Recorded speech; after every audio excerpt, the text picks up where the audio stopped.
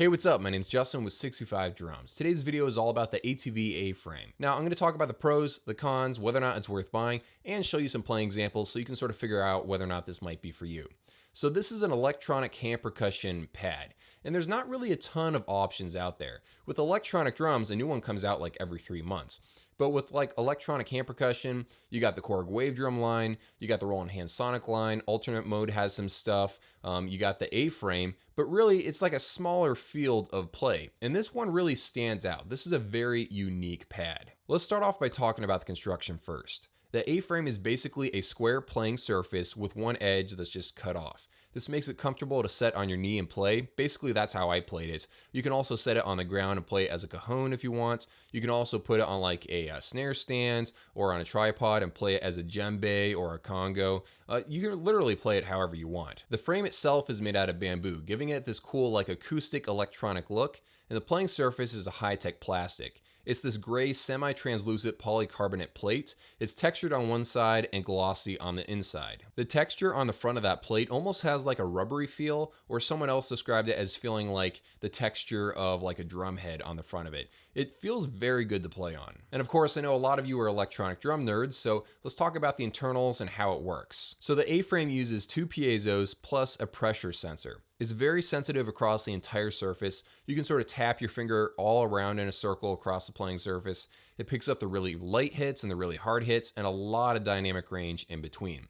You can even rub your hand across the surface, and I know it sounds kind of weird, but it gives you a really cool textured sound.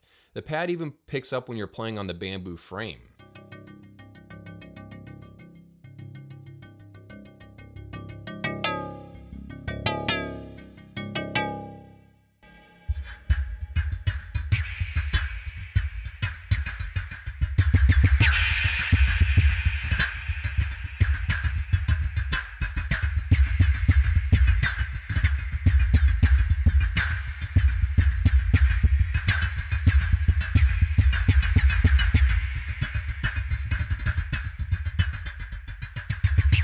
So when I sat down to play the A-frame, I immediately asked whether or not they were using samples.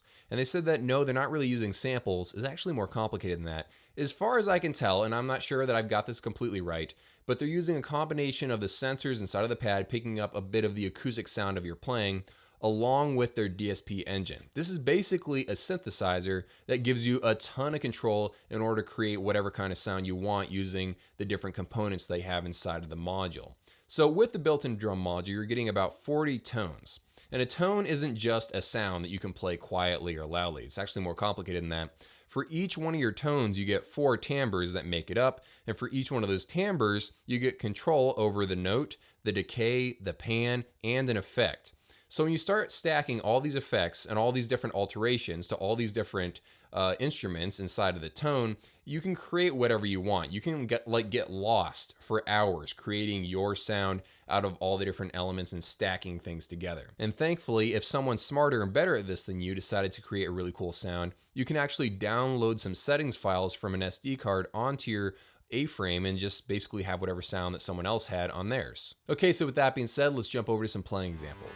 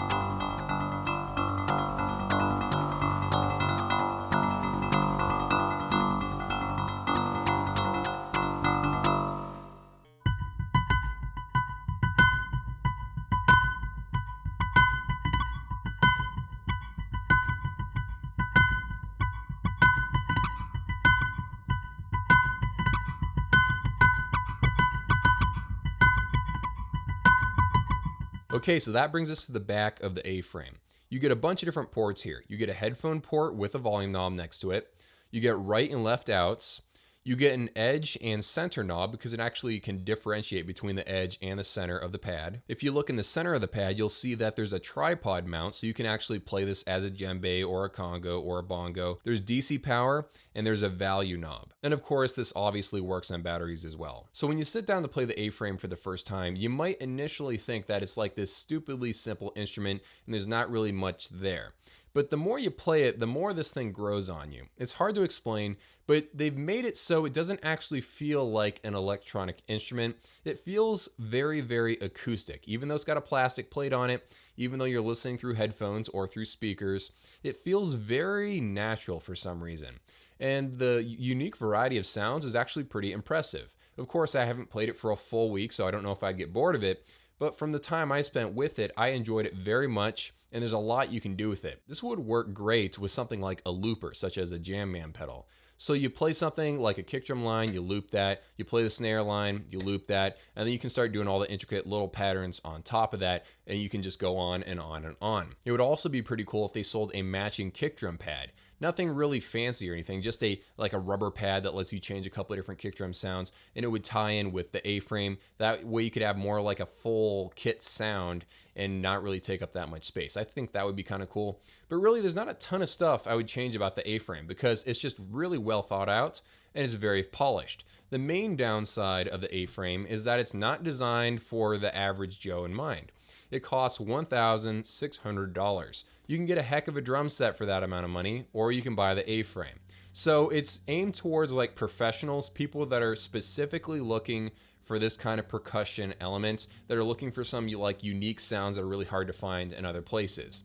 So if you're not that kind of person, this product might not be for you. You kind of just have to have some cash lying around in order to want to buy one of these things. And if they use cheaper materials and if they didn't put the bamboo parts together by hand, they could have brought down the price, but they decided to make like a really premium price design product. And I mean, that's okay. It's not really the product for you because of the price point and because it is very niche and unique. But yeah, it is a really fun device. Now in version 2, I would say that I wish that they'd build a looper into it. You know, for the price that it's at, I feel like they should have a couple of extra features like that. That way you wouldn't need to buy an extra pedal. It'd be really cool for that, especially like the one-man band guys. I can see a guy in a, like a bar or something with an acoustic guitar and maybe one of these things. He lays down the beat, he loops it, and then he goes and starts playing the guitar part. He loops that, maybe go play the piano part. I don't know, I'm just throwing ideas out there. So of course I'm always about alternatives on this channel. I never want to make you think you have to buy this product. One other product that you could take a look at is the Korg Wave Drum. It's sort of similar, of course they're different beasts, but if you want something kind of in the ballpark of the way it responds to your playing, very acoustically, but it's also electronic, the Korg Wave Drum is probably the closest thing to the ATV aFrame. They're two different products, they do two different things, but they are kind of similar. So if you're looking for electronic hip percussion that lets you do some unique things, go take a look at both of those products. Have an amazing day, and I'll see you in a few.